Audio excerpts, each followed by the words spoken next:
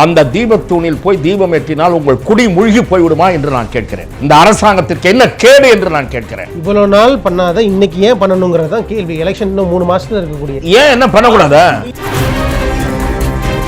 MCR Pure Cotton Club, formals and casual shirts. Adyar Ananda Pawan sweets and snacks மற்றும் A2B veg restaurant. உங்கள் பசியார எங்கள் ருசி பேசும்.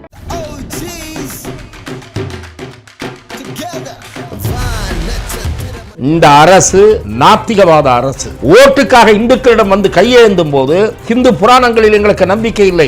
சொல்ல வேண்டியதுதானே தைரியம் இருந்தால். திமுக முதுகெலும்பு இருக்குமானால் திமுகவுக்கு இந்து புராணங்கள் நாங்கள் நம்பவில்லை. தேர்தல் வரக்கூடிய நேரத்தில் எதுக்கு இந்த மாதிரியான ஒரு இஷ்யூ அங்க கிரியேட் பண்ணணும்? யாரும் இங்க கிரியேட் பண்ணல. நான் கேட்கிறேன், அந்த உரிமை நிலைநாட்டப்பட வேண்டும். பிஜேபி அந்த ஆர்எஸ்எஸ் இன்வால்மெண்ட் இதில் இல்லவே இல்லைங்கிறீங்களா? நிச்சயமாக இல்லை.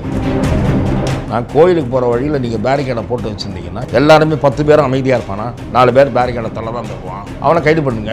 ஆனால் தீபம் ஏற்றக்கூடாது என்று சொல்லுவதற்கு இந்த அரசாங்கத்துக்கு உரிமை இல்லை. அரசாங்கம் தீபம் ஏற்றிக்கலாம், காலங்காலமாக ஏற்றக்கூடிய இடத்துல எதுங்க ஏன் புதுசாக ஒரு பிரச்சனை கிரியேட் பண்ணுறீங்கிறாங்க.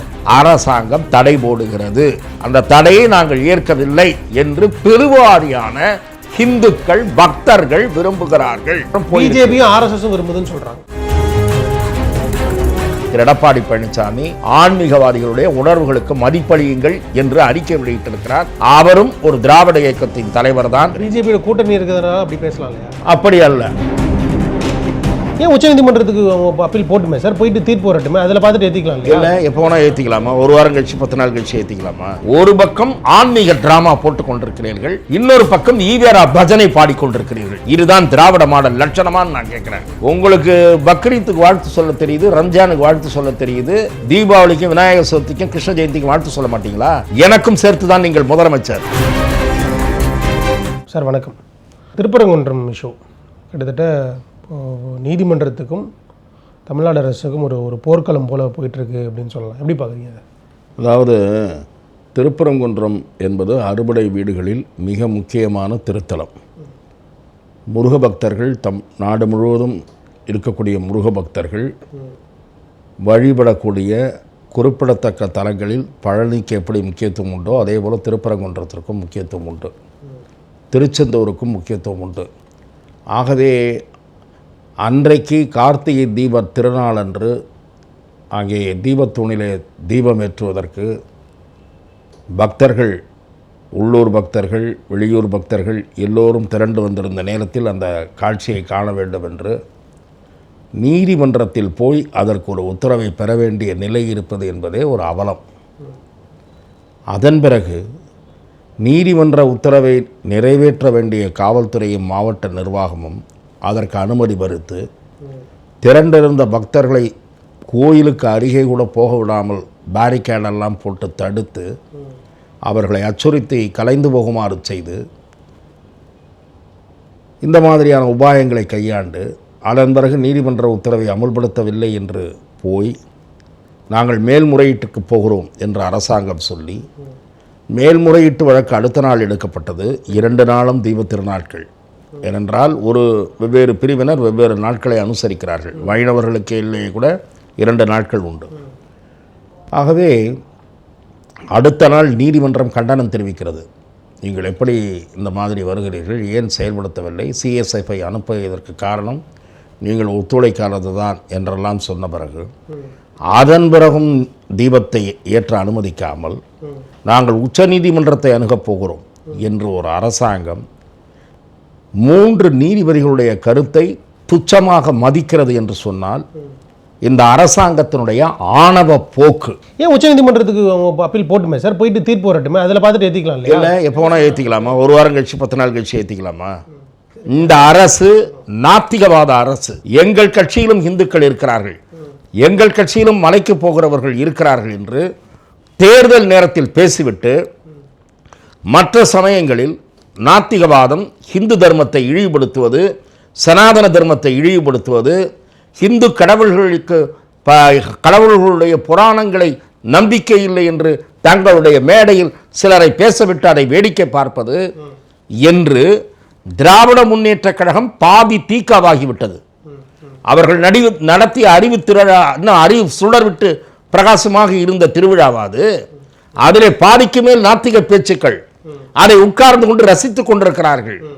ஓட்டுக்காக இந்துக்களிடம் வந்து கையேந்தும் போது இந்து புராணங்களில் எங்களுக்கு நம்பிக்கை இல்லை சொல்ல வேண்டியதுதானே தைரியம் இருந்தால் திமுக முதுகெலும்பு இருக்குமானால் திமுகவுக்கு இந்து புராணங்கள் நாங்கள் நம்பவில்லை, எங்களுடைய ஈவேராவும் அண்ணாவும் எங்களுக்கு அந்த புராணங்களில் நம்பிக்கை இல்லை என்று சொல்லி இருக்கிறார்கள்.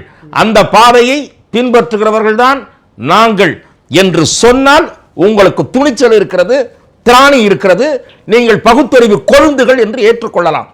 ஆனால் தேர்தல் சமயத்தில் நாங்களும் கும்பாபிஷேகம் நடத்தியவர்கள், நாங்களும் கோயில்களுக்கு போகிறவர்கள் என்று ஒரு வேஷம் கட்டுகிறீர்கள். தேர்தல் முடிந்த பிறகு ஈவேரா புராணத்தை பாடிக்கொண்டிருக்கிறேன். நான் என்ன சொல்றேன், கிட்டத்தட்ட இத்தனை ஆண்டுகளா இது நடந்துட்டு தான் இருக்கு. ஓகேங்களா, இது போன வருஷம் பண்ணிருக்கலாம்ல, அதுக்கு முதல் வருஷம் பண்ணி ஏன் தேர்தல் வரக்கூடிய சார் ஒரு இல்லை தேர்தல் வரக்கூடிய நேரத்தில் எதுக்கு இந்த மாதிரியான ஒரு ஒரு ஒரு ஒரு இஷ்யூ அங்கே கிரியேட் பண்ணணும்? ஒரு யாரும் இங்கே கிரியேட் பண்ணல. நான் கேட்கிறேன், அந்த உரிமை நிலைநாட்டப்பட வேண்டும்.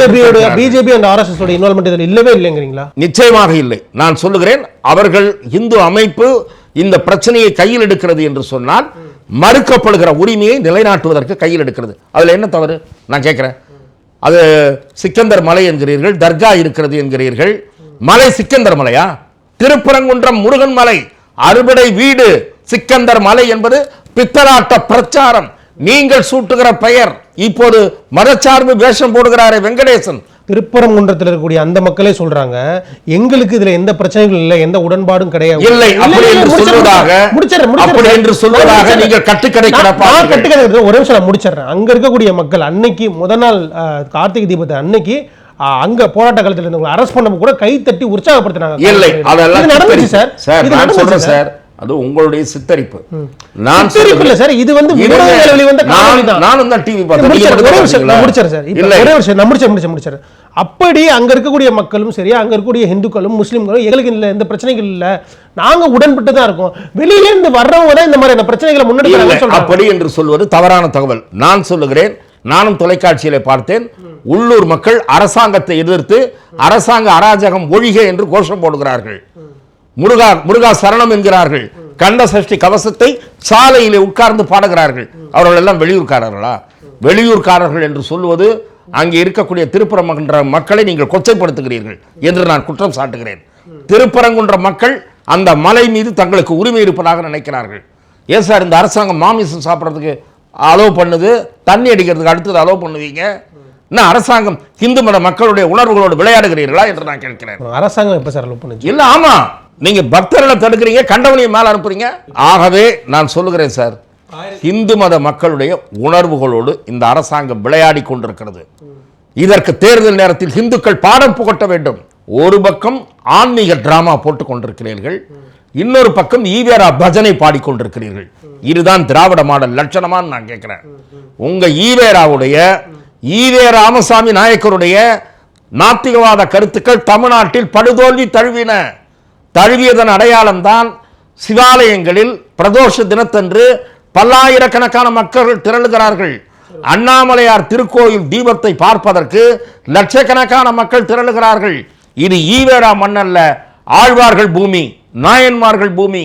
ஈவேரா மண்ணல்ல, சீமான் கூறியதை போல ஈவேராவே ஒரு மண் என்று சீமான் கூறியதை நான் வரவேற்கிறேன். அந்த காணொலியில தெளிவா பார்க்கும், அங்க வரக்கூடிய மக்கள் அமைதியாக தான் இருந்தாங்க. ஆனா ஒரு சில இயக்கத்தை சார்ந்த நபர்கள் வந்து ஏன் அவர்கள் அந்த உரிமையை அடிக்கலாமா, காவல்துறையை தாக்கலாமா?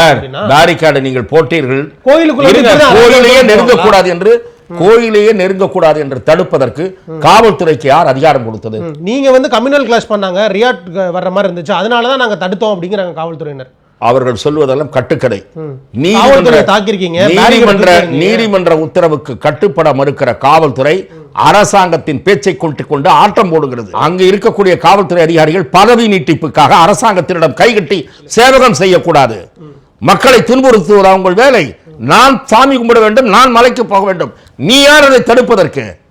ஆகவே அரசாங்கம் அத்துமீறி கொண்டிருக்கிறது. உச்ச நீதிமன்றம் இதில் தமிழக அரசுக்கு தக்க பாடம் புகட்ட வேண்டும் என்பதுதான் எங்களை போன்றவர்களுடைய கோரிக்கை. காலங்காலமா ஒரு முறை வந்து பின்பற்றப்படுது, கிட்டத்தட்ட ஒரு 100 ஆண்டுகளுக்கு மேல் தவறான முறைகள் திருத்தி அமைக்கப்படுவதில் தவறான நடைமுறைகள் திருத்தி இல்ல அமைக்கப்படவில்லை. அந்த தவறு முறை இல்லை. சார் இத்தனை வருஷமா நடக்காது, இன்னைக்கே நடக்குது.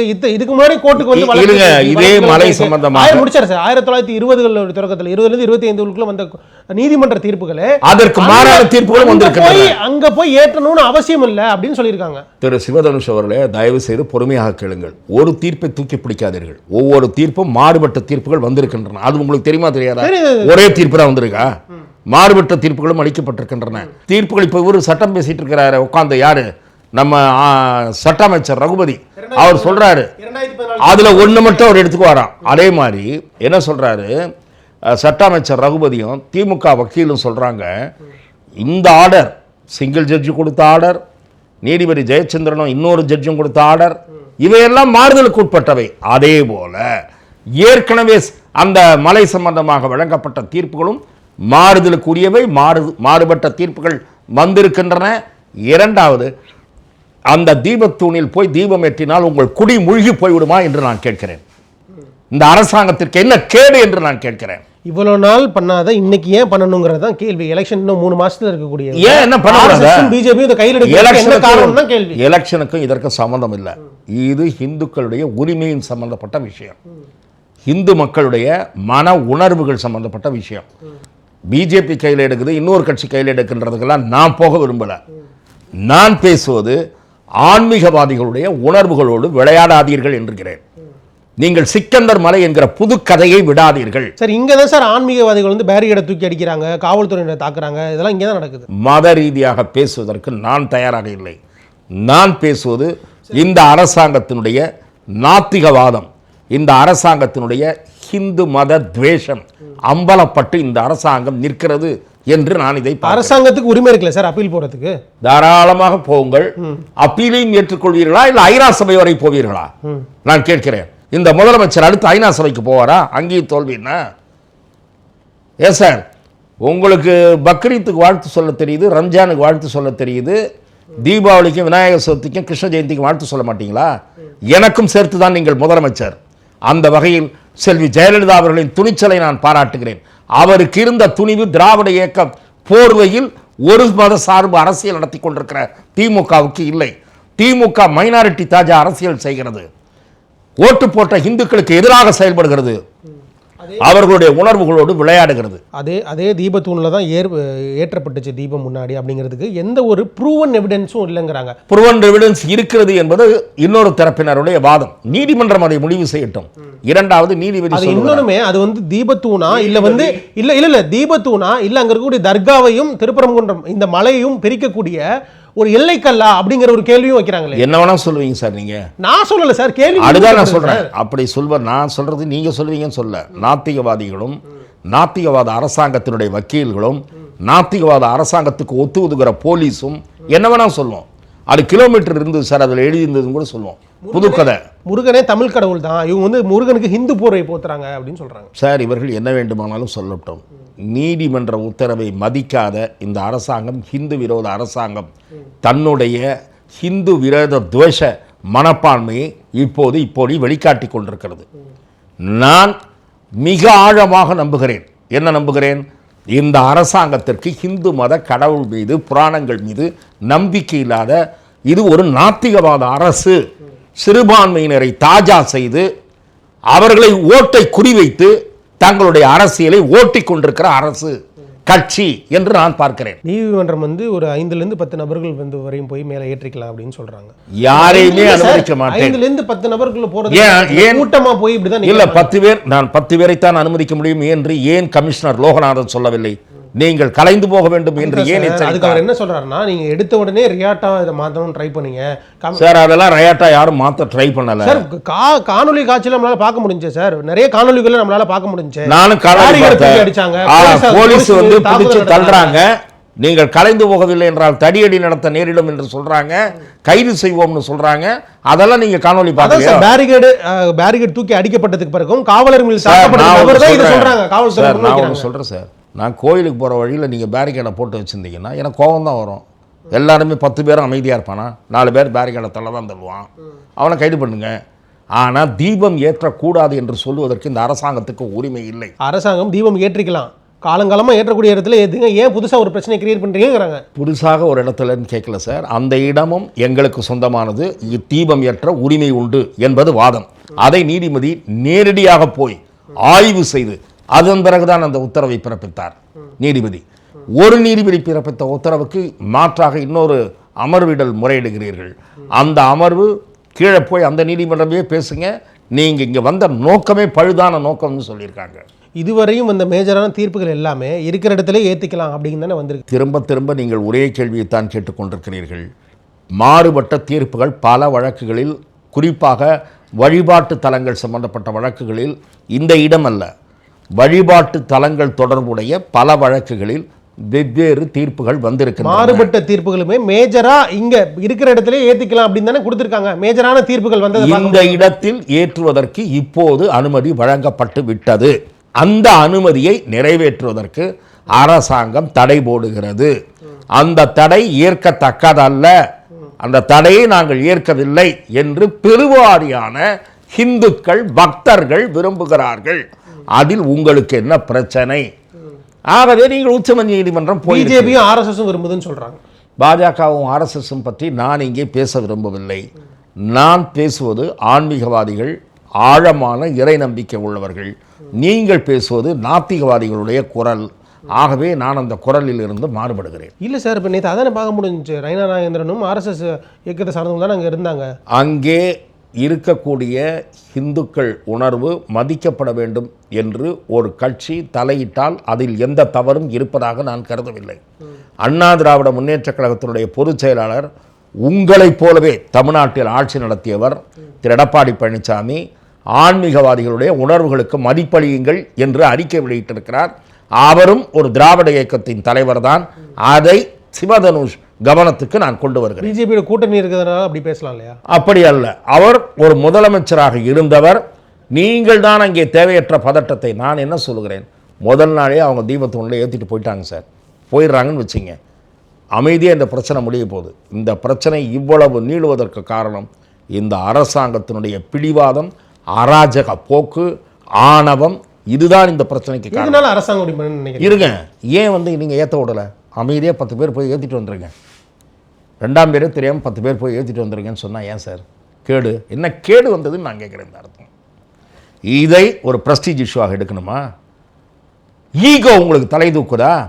ஒரு நீதிபதியை பற்றி அவதூறாக பதிவிடுகிறார்கள் இடதுசாரிகள். சார், இப்போ தமிழ்நாட்டில் இந்த மழை, டிட்வா புயலுடைய மழை அப்படிங்கிறது நடந்து முடிஞ்சிருக்கு. கிட்டத்தட்ட 4000 கோடி வரையும் நாங்கள் வந்து இன்ஃப்ராஸ்ட்ரக்சரில் பில் பண்ணோம். குறிப்பாக இந்த மழைநீர் வடிகால், இந்த மாதிரியான விஷயங்கள் வந்து நாங்கள் பில் பண்ணோம் அப்படின்னு டிஎம்கே சொல்லியிருக்காங்க. எப்படி பார்க்குறீங்க? நீங்கள் சென்னையில் தான் இருக்கீங்க, நண்பர்களும் சென்னையில் தான் இருக்காங்க. எந்த சாலையாவது இந்த சிறிய மழைக்கு 2-3 நாள் மழைக்கு சேதாரம் அடையாமல் இருந்திருக்கிறதா? எல்லா சாலையும் பெயர்ந்து விட்டது. ஆங்காங்கே சாலையிலே நீர் தேங்குவது, வடிகால் பிரச்சனை தீராமல் இருப்பது தொடர்ந்து பார்த்து கொண்டிருக்கிறோம். ஒவ்வொரு மழையிலும் 4.5 ஆண்டு ஆகிவிட்டது. 4000 கோடியில் 75-80% பணிகள் முடிந்து விட்டது என்று சென்ற மழையின் போதே மேயரும் சொன்னார், உள்ளாட்சித்துறை அமைச்சரும் சொன்னார். என்ன நடந்தது என்று நான் கேட்கிறேன். நான் வருகிறேன், ஆட்டோவில் சென்னையிலே பல பகுதிகளில் பயணிக்கிறேன். ஆட்டோக்காரர்கள் சொல்லுகிறார்கள், இந்த ரோடெல்லாம் 2 மாதத்துக்கு முன்னாடி தான் போட்டுது, தாரோ ஜல்லியோ ஒழுங்காக போட்டிருந்தா இப்படி பேர்ந்துட்டு இருக்குமா சார்? பார்த்து ஓட்ட வேண்டியிருக்கு சிட்டி முழுக்க. எந்த ரோடை பார்த்தாலும் விளங்காத ரோடாக இருக்குன்றாரு ஆட்டோக்காரர்கள். எதற்காக சொல்லுகிறேன் என்றால், 4000 கோடியில் எவ்வளோ கோடி யாருக்கு போச்சுன்னே தெரியல. ரோடெல்லாம் பல்லிழிக்குது.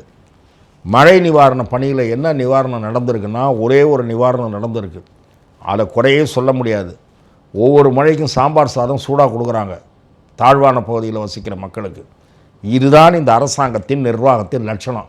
அந்த சாம்பார் சாத்தை கின்ற இடத்துல இருக்குது, நேராக போய் துணை முதலமைச்சரோ பார்க்குறாங்க.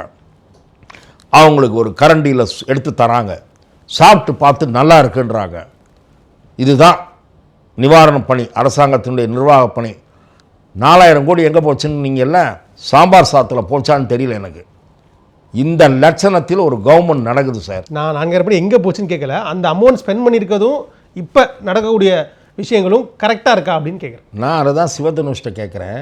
4000 கோடி செலவு பண்ணியிருந்தா அங்கங்கே தண்ணி தேங்குமா? இன்னொன்று சொல்கிறேன், 2 கட்சி, நான் திமுக மட்டும் குறை சொல்ல விரும்பல. திமுக அதிமுக மாறி மாறி ஆண்டுட்டுருக்காங்க. வட சென்னையில் கணேசபுரம், தென் சென்னையில் அந்த மாம்பழம் சப்வே, இந்த தண்ணி தேங்குகிற பிரச்சனைக்கு எப்பயாவது முடிவு வந்திருக்கா? அதை தவிர சென்னை மாநகரம் வெள்ளக்காடாக மிதப்பது, வடிகால் பிரச்சனை தீராமல் இருப்பது, சாக்கடை தண்ணியில் மக்கள் நடந்து போகுது, இந்த அவலம் இந்த துயரம் நீங்கி இருக்கிறதா? நீங்கலை. நீங்காமல் 4000 கோடி எங்கே போச்சுன்ற கேள்வி தான் எல்லார் மனதையும் குடைந்து கொண்டிருக்கிறது. மக்களை பாதுகாப்பான இடங்களில் தங்க வைக்கிறோம், சூடாக சாம்பார் சாதம் கொடுக்குறோம். இதுதான் திராவிட மாடல் சாதனை. நிறைய இடங்கள் நம்மளால் பார்க்க முடிஞ்சிச்சு. ஏன்னா கிட்டத்தட்ட இந்த ஆட்சி பொறுப்புக்கு டிஎம்கே வந்ததுலேருந்து 2022ஆம் ஆண்டுலேருந்து நிறைய இடங்களில் வடிகால் பணிகளை மேற்கொண்டாங்க. பள்ளங்கள் தோண்டி போட்டு அதில் வந்து நிறைய புதுசாக அந்த வடிகால் அப்படிங்கிறத அமைச்சாங்க. ஆனால் இப்போ நம்மளால் பார்க்க முடிஞ்சிச்சு, குறிப்பாக இந்த வியாசர்பாடி பகுதிகளிலும் சரி, இங்கே வெள்ளிச்சேரி பகுதிகளையும் சரி, ஒரு சில இடங்களில் அந்த மழைநீர் அப்படிங்கிறது தேங்கி இருந்ததை பார்க்க முடிஞ்சிச்சு. ஒரு சில இடங்கள் இல்லையா? பரவாயில்ல, நீங்கள் வந்து அமைச்சர் நேருவுக்கும் மேயர் பிரியாவுக்கும் சர்டிஃபிகேட் கொடுக்குறீங்க. ஒரு சில இடங்கள் இல்லை, பல இடங்கள் அப்படியே தான் இருக்குது.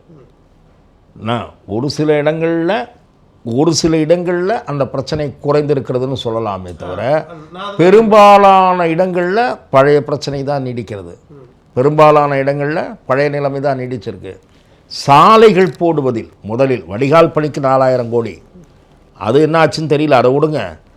சாலைகள் போடுவதில் மிக மிக மோசமாக தரமற்ற முறையில் போடுவதால் பல ரோடுகள் ஒரு தூறல் ஒரு மழைக்கே தாங்குவதில்லை. அதே மாதிரி இபிஎஸ் அவர்கள் முன்னாடி சொல்லியிருந்தாரு, நாங்கள் வேர்ல்டு பேங்க்லேருந்து ஒரு ஃபண்டு வாங்கி அதில் வந்து நிறைய இங்கே டெவலப்மெண்ட் ஸ்கீம்ஸ் வந்து இல்லை சார் பண்ணலான்னு இருந்தோம், ஆனால் அதை வந்து டிஎம்கே வந்து கேன்சல் பண்ணிட்டாங்க, அவங்க வந்து மாற்றுப்பாதையை நோக்கி போயிட்டாங்க அப்படிங்கிற. ஃபண்டை வாங்குறதுலாம் ஒரு குறைச்சலும் கிடையாது, ஃபண்டு ஒதுக்குறதுலேயும் ஒரு குறைச்சலும் கிடையாது. ஒதுக்கும்போது கொஞ்சம் ஒதுக்கிக்கிறாங்க இல்லையா, அங்கே தான் பிரச்சனை. எங்கே ஒதுக்கிக்கிறாங்கன்னு உங்களுக்கும் தெரியும், எனக்கும் தெரியும். அரசாங்க நிர்வாகத்தில் புறையோடி போயிருக்கிற ஊழல் தான் இந்த பிரச்சனைகளுக்கு காரணம் என்று நான் பார்க்கிறேன். முதலமைச்சர் அவர்களும் சரி, துணை முதலமைச்சர் அவர்களும் சரி, மேயர் பிரியா எல்லாருமே சொல்கிறதுன்னா இங்கே எல்லாமே ப்ராப்பராக இருக்குது, ப்ராப்பரான வேலை தான் எல்லாமே ட்ராவல் ஆகிட்டுருக்கு, எந்த பிரச்சனைகளும் இல்லை அப்படிங்கிறாங்க. திரும்ப திரும்ப அதே கதையை தான் சொல்லுவாங்க. இவங்க மட்டும் சொல்கிற கதை இல்லை, அது அதிமுக ஆட்சியில் இதே கதையை தான் சொல்லிகிட்டு இருந்தாங்க. அமைச்சர் அன்றைக்கு உள்ளாட்சித்துறை அமைச்சர் வேலுமணியும் இதே மாதிரி தான் சொல்லுவாங்க. ஃபோட்டோ ஷூட் நடக்குது, நல்லா என்ன பண்ணுறாங்க, ரெயின் கோட்டை போட்டுக்கிறாங்க, நைட்டில் இவர் ட்ராவல் பண்ணுறாரு. அப்புறம் கட்டுப்பாடு அறையை போய் பார்க்குறாங்க. கட்டுப்பாடு அறையில் துணை முதலமைச்சர் போகிறாரு. அந்த அம்மா ஒரு பக்கம் அது இவங்களோடையும் போகுது, யார் துணை முதலமைச்சரோடையும் மேயர் போகிறாங்க. அவர் வட சென்னையில் அவர் பார்வையிட்டார்னா கூட அமைச்சர் சேகர்பாபுவும் போயிடுறாரு. அப்புறம் கண்ட்ரோல் ரூமுக்கு கேகேஎஸ் சார் வந்துடுறாரு. அந்த அம்மா மேயர் ஒரு தனியாகவும் பேட்டி கொடுக்குறாங்க. வெள்ளம் வருது, மழை தேங்குது, ரெயின் வந்துச்சுன்னா ஸ்டாப் ஆகலே, ரோட்லேயே தண்ணி தேங்குது அப்படின்னு அந்த அம்மா சரளமாக அவருக்கே உரிய பாணியில் பேசிட்டு கிளம்பிடுறாங்க. எல்லாம் ஃபோட்டோ எடுத்துக்கிறாங்க. ஃபோட்டோ வருது, டிவியில் வருது, நிவாரண பணி சக்ஸஸ். ஓபிஎஸ் அவர்கள் இன்னைக்கு காலையில் ஒரு ப்ரெஸ் மீட் கொடுத்துருந்தார், நீங்களும் பார்த்துருவீங்கன்னு நினைக்கிறேன். அமித்ஷா அவர்கள் சந்திச்சதை பற்றி பேசியிருந்தார், எப்படி பார்க்குறீங்க? திரு அமித்ஷா அவர்களை சந்தித்த போது அதிமுகவை ஒன்றிணைக்க வேண்டும் என்ற கருத்தைத்தான் வலியுறுத்தினே தவிர நான் தனிக்கட்சி தொடங்கப் போவதில்லை என்று இன்றைக்கு திரு ஓபிஎஸ் அவர்கள் கூறியிருக்கிறார். அதிமுக பிரிந்தவர்கள், நீக்கப்பட்டவர்கள் மீண்டும் இணைத்து கொள்ளப்பட்டால்தான் அந்த கட்சி வலிமை பெறும், அந்த கட்சி பழைய வலிமையை பெறும் என்பது பலராலும் வலியுறுத்தப்பட்டு திரு எடப்பாடி பழனிசாமி அவர்களால் தொடர்ந்து நிராகரிக்கப்பட்டு வருகிறது. அதிமுகவுக்குள்ளேயே இருக்கக்கூடிய முன்னணி தலைவர்கள் போய் திரு எடப்பாடி பழனிசாமியை சந்தித்து சொல்லி அந்த கருத்தை திரு எடப்பாடி பழனிசாமி ஏற்கவில்லை. இப்போது அமித்ஷா அவர்கள் அறிவுரை கூறி அதை எடப்பாடி பழனிசாமி ஏற்பாரா என்பதில் எனக்கு சந்தேகம் இருக்கிறது. ஆகவே ஓபிஎஸ் அவர்கள் அதிமுக பாஜக கூட்டணியில் இடம்பெறுவதற்கான வாய்ப்புகள் மிக குறைவு என்று தான் நான் பார்க்கிறேன். அதிமுக நாளுக்கு நாள் தேய்மானம் அடைந்து வருகிறது. அதிமுகவிலிருந்து பிரித்து கொண்டு தாவேகா பக்கம் போகலாமா, திமுக பக்கம் போகலாமா என்று சில பிரமுகர்கள் சிந்திக்கக்கூடிய நிலையிலே தான் இன்றைக்கு அதிமுக இருக்கிறது. அதிமுக பாஜக கூட்டணி இன்றைய நிலையில் மேலும் சில கட்சிகள் இணைந்து வலிமை பெறாவிட்டால், அதேபோல் திரு ஓபிஎஸ் டிடிவி போன்றவர்கள் வெளியே வேறு பாதையில் பயணித்தால் தேறுவது என்பது கஷ்டம். அண்ணாமலை அவர்களும் இதே சமயத்தில் சந்திச்சுக்காரு சார் அமித்ஷா அவர்களை. அதுதான் நம்ம பொறுத்திருந்து தான் பார்க்க வேண்டும். இப்போது அவர் கட்சியில் எந்த பொறுப்பிலும் இல்லை. அவரிடம் சமீபத்தில் கொடுக்கப்பட்ட வேலை எஸ்ஐஆர் குறித்து கண்காணிக்க வேண்டிய பணியை தமிழ்நாடு, கேரளா ஆகிய 2 மாநிலங்களின் பொறுப்பு அவரிடம் ஒப்படைக்கப்பட்டிருப்பதாக நான் அறிகிறேன். கேரளாவில் சுற்றுப்பயணம் செய்துவிட்டு நேராக டெல்லி சென்று மாண்புமிகு உள்துறை அமைச்சரை சந்தித்திருக்கிறார். இன்றைய தினம் சென்னையில் அவர் செய்தியாளர்களை சந்திக்கிறார். அடுத்து அவருக்கு கட்சியில் என்ன பொறுப்பு கொடுக்கப்பட இருக்கிறது, என்ன பணி தரப்பட இருக்கிறது என்பதை பொறுத்திருந்து தான் பார்க்க வேண்டும். சார், செங்கோட்டையன் அவர்கள் தாவைகள் இணைஞ்ச பிறகு அந்த வரவேற்பு கோயம்புத்தூர் அப்புறம் ஈரோட்டில் அவர் கொடுத்த வரவேற்பு நீங்கள் பார்த்துருப்பீங்க, அதை எப்படி சார் பார்க்குறீங்க? இல்லை, திரு செங்கோட்டையன் அவர்களுக்கு அந்த கட்சியினர் மத்தியிலே அவர் வந்தது குறித்து தாவேகாவினர் மத்தியில் இருக்கக்கூடிய உற்சாகம் மட்டுமல்ல, திரு விஜய் அவர்களே கூட அவருக்கு உரிய முக்கியத்துவம் கொடுத்திருப்பதாகத்தான் நான் கேள்விப்படுகிறேன். நான் அவரை சந்தித்த போது ஈரோடு மற்றும் திருப்பூர் ஆகிய 2 இடங்களில் விஜய் அவர்களுடைய பிரச்சார கூட்டங்களுக்கான ஏற்பாடுகள் தொடர்பாக அவர் சில ஆலோசனையில் ஈடுபட்டிருந்தார். ஆகவே அந்த பொறுப்பு அவருக்கு கொடுக்கப்பட்டிருக்கிறது என்று நான் நினைக்கிறேன். அதை தவிர 4 மாவட்டங்களில் அமைப்பு செயலாளராக அவர் கொடுத்திருக்கிறார்கள். அங்கே எல்லாம் பூத் கமிட்டிகளை வலுப்படுத்துவது அவருடைய அனுபவம் என்பது பயன்படும். கிளைகளை வலுப்படுத்துவது என்பது அவருடைய அனுபவம் என்பது நிச்சயமாக கை கொடுக்கும். திரு விஜய் அவர்கள் எந்த பிரச்சனையானாலும் அவரை நேரடியாக தொடர்பு கொள்ளலாம் என்கிற அளவுக்கு திரு செங்கோட்டையன் அவருக்கு முக்கியத்துவம் கொடுத்திருக்கிறார். திரு செங்கோட்டையன் அவர்களுக்கு அந்த கட்சியில் கிடைக்கிற முக்கியத்துவத்தை பார்த்து அதிமுகவின் இன்றைய நிலை குறித்து கவலையுற்று இருக்கக்கூடிய, அதிருப்தியுற்று இருக்கக்கூடிய சில பிரமுகர்கள் அந்த பக்கம் போவதற்கு கூட அடுத்த 1 மாதத்திற்கு பிறகு அந்த காட்சிகள் கூட வரலாம் என்று நான் நினைக்கிறேன். ஒரு மாஸ் வரவேற்பு அப்படிங்கிறது இருந்துச்சு, குறிப்பாக நிறைய யங்ஸ்டர்ஸ். அதுதான் சார், தாவேகாவுக்கு இருக்கக்கூடிய பெரிய பலமே இளைஞர் பட்டாளம் தான். இளைஞர்கள், இளம்பெண்கள் இன்றைக்கு தாவேகாவை பெரிதும் வரவேற்கிறார்கள். விஜய் அரசியலில் ஏற்றம் பெற வேண்டும் என்று விரும்புகிறார்கள். அவர்களுடைய ஆதரவு விஜய்க்குத்தான் இருக்கிறது. அதிமுகவுக்கு வலிமையான கூட்டணி அமையாவிட்டால் அதிமுகவை சேர்ந்த சிலர், முக்கிய பிரமுகர்கள் தாவேகாவுக்கு படையெடுப்பார்கள் என்று நான் பார்க்கிறேன். நன்றி சார், வாய்ப்புக்கு நன்றி. MCR Pure Cotton Club, formals and casual shirts. Adyar Ananda Pawan sweets and snacks மற்றும் A2B வெஜ் ரெஸ்டாரண்ட் உங்கள் பசியார எங்கள் ருசி பேசும். Start reloading. It's how you lose it.